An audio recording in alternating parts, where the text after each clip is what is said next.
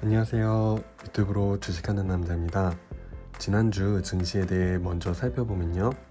23일 코스피는 반등이 나오면서 지수를 약간 올려주었다가 다시 살짝 내려오면서 27일장 3134포인트의 장 마감하였고요. 코스닥도 비슷한 움직임으로 전일 대비 소폭 상승하며 1024포인트의 장 마감하였는데요. 최근 가장 큰 이슈는 아무래도 아프가니스탄 미군 철수와 잭슨홀 미팅이라고 생각됩니다. 미군 철수에 있어서는 많은 부분에서 생각해 보아야 되고 설명되어야 하겠지만 경제적인 관점에서 가장 단편적인 부분만으로 생각해 보았을 때 아무래도 가장 큰 부분은 지난 10년간 미국이 전쟁을 하고 주둔을 해왔지만 아프간 정부의 부정부패로 인해 막대한 자금이 투입되었음에도 불구하고 아무 이득도 보지 못했다는 부분과 팬데믹 이후 미국 정부 부채가 사상 최대치를 찍으면서 경제적으로 이점이 전혀 없는 부분에서도 지속적으로 불필요한 지출을 늘릴 필요가 없다고 판단하였다고도 생각해 볼 수 있을 거라고 생각되는데요.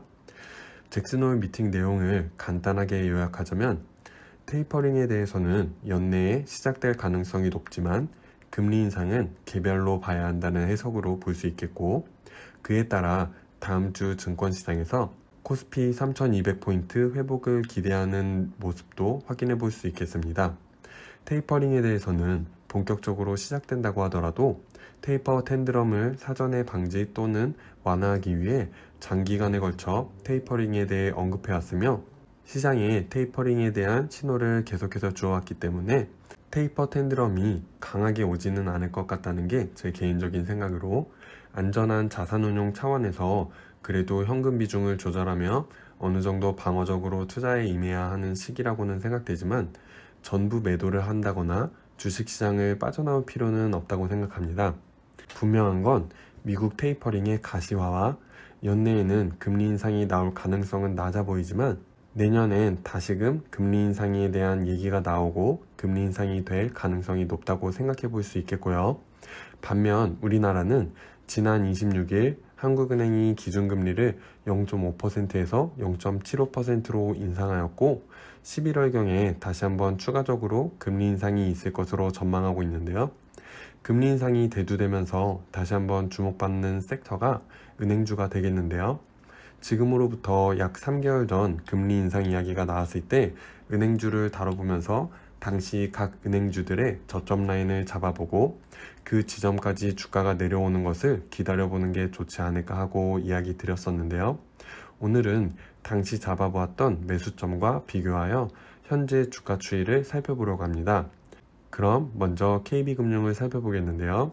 KB금융은 당시 53,000원 그리고 5만원 부근까지 저점 라인을 잡아보았는데요.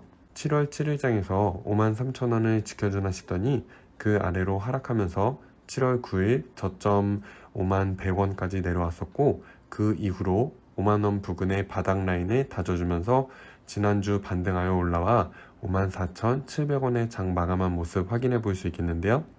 현재로서 매수하기 좋은 자리는 52,500원에서 53,000원 사이가 되지 않을까 생각해 봅니다.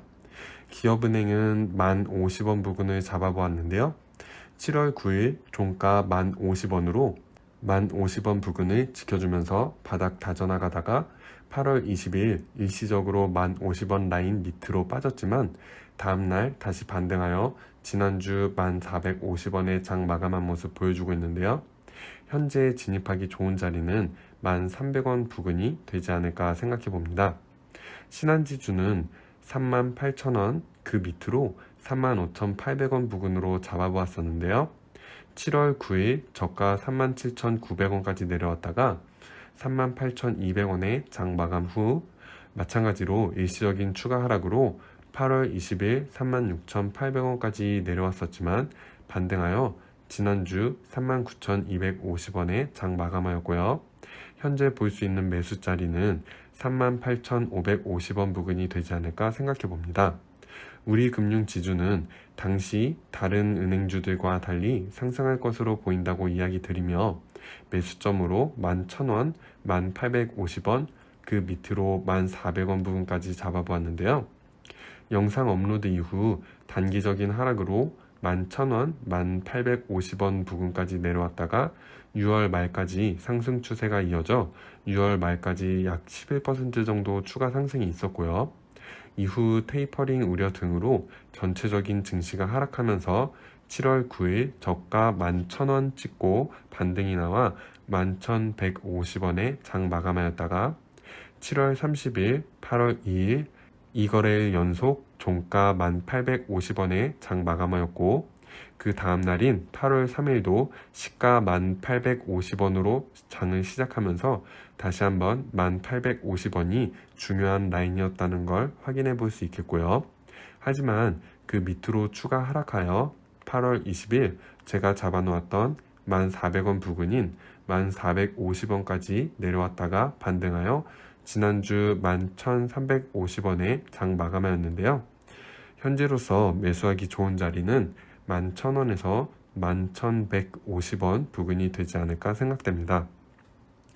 하나금융지주는 45,000원, 43,300원, 41,000원 부근까지 잡아보았는데요.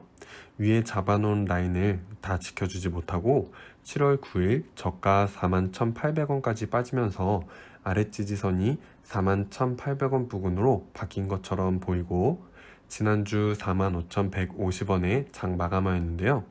45,200원 위로 올라서줘야 추가 상승이 나올 것으로 보이고 아래 라인에서 매수를 본다면 44,300원, 43,300원 부근으로 볼 수 있지 않을까 생각됩니다.